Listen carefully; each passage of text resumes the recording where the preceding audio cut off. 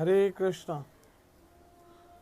ओम अज्ञानतिमिरान्धस्य ज्ञानाञ्जनशलाकया चक्षुरुन्मीलितं तस्मै श्रीगुरुवे नमः।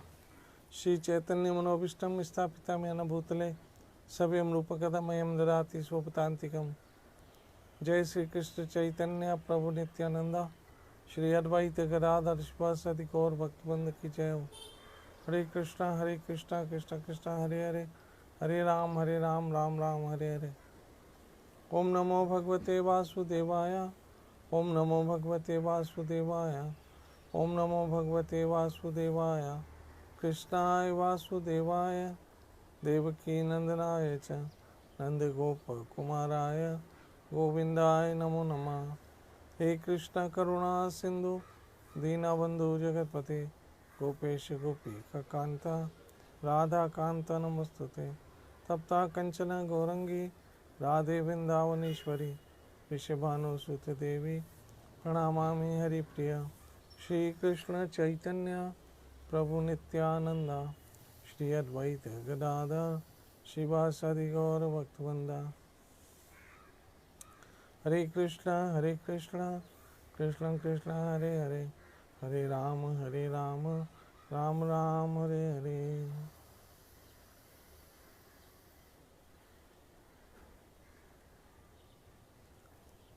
हरे कृष्ण। आज ज्येष्ठ मास के शुक्ल पक्ष की एकादशी है, निर्जल एकादशी। आज की एकादशी की बहुत बड़ी महिमा है।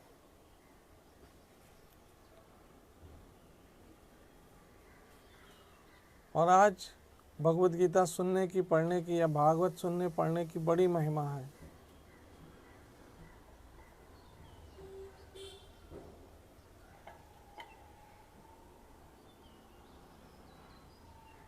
भगवान श्री कृष्ण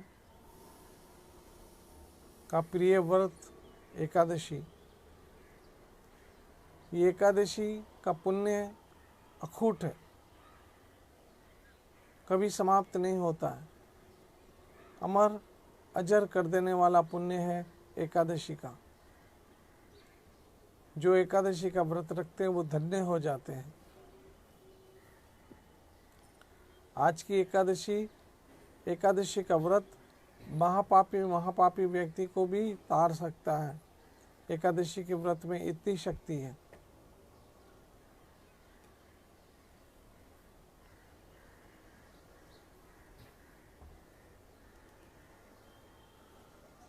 आइए इस एकादशी के व्रत की कथा सुनते हैं।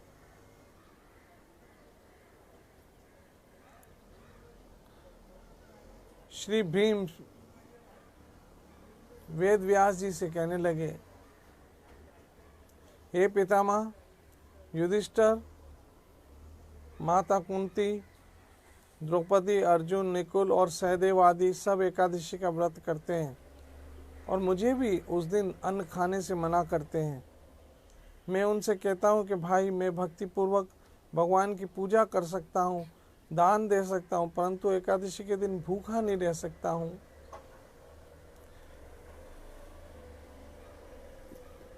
आपको पता है कि भीम के पेट में अग्नि का वास था, इसलिए वो भूख उसको बर्दाश्त नहीं होती थी भीम से।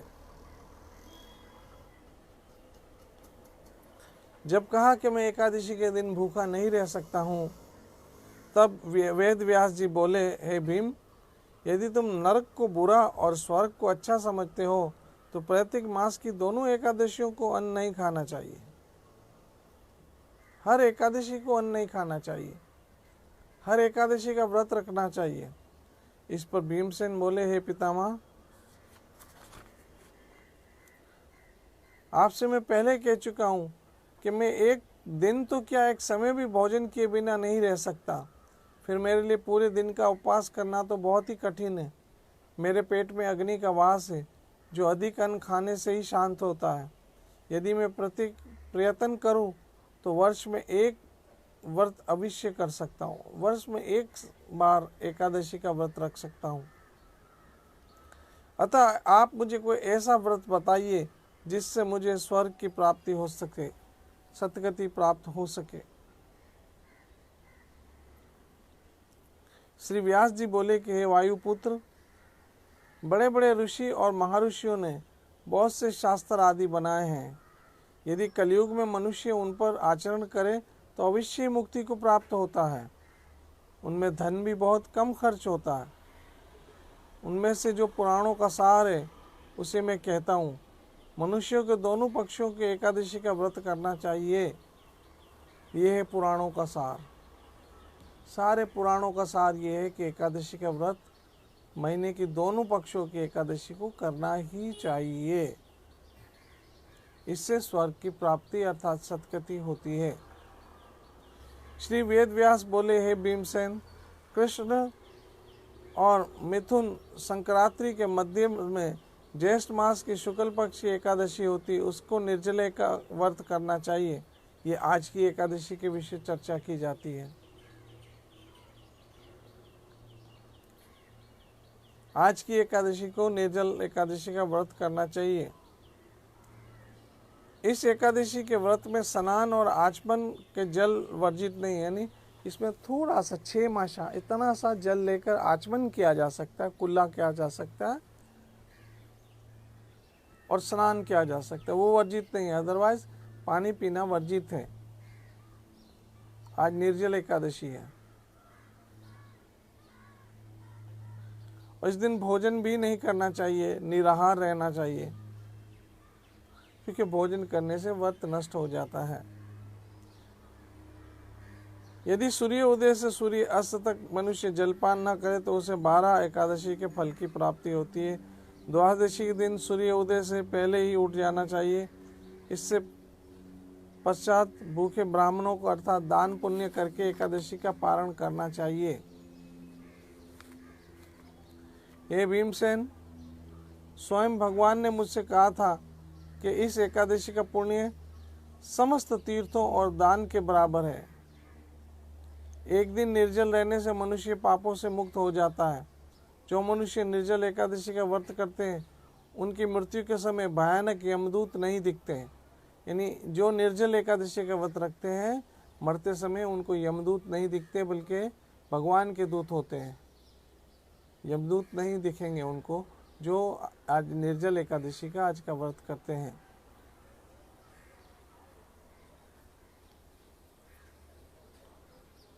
और भगवान के दूत उसे स्वर्ग से आकर पुष्प विमान पर बैठा के स्वर्ग को ले जाते हैं। संसार में सबसे श्रेष्ठ निर्जल एकादशी का व्रत है। अतः मनुष्य को यत्न पुरुष एकादशी को निर्जल का व्रत करना चाहिए। इस दिन ओम नमो भगवते वासुदेवाय, ओम नमो भगवते वासुदेवाय, ओम नमो भगवते वासुदेवाय, इस मंत्र का उच्चारण अर्थात कृष्ण नाम का जप करना चाहिए। कृष्ण नाम का जप करना चाहिए इस दिन।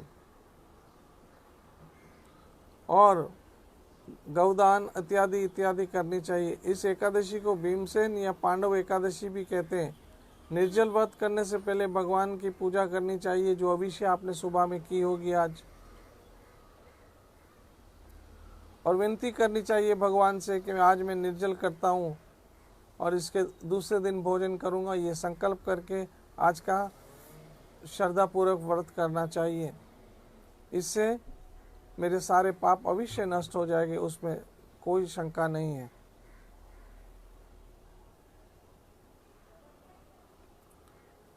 इस दिन दान देना चाहिए, एक बड़े वस्त्र से ढककर स्वर्ण सहित दान, जो भी आपसे शक्ति है दान देना चाहिए।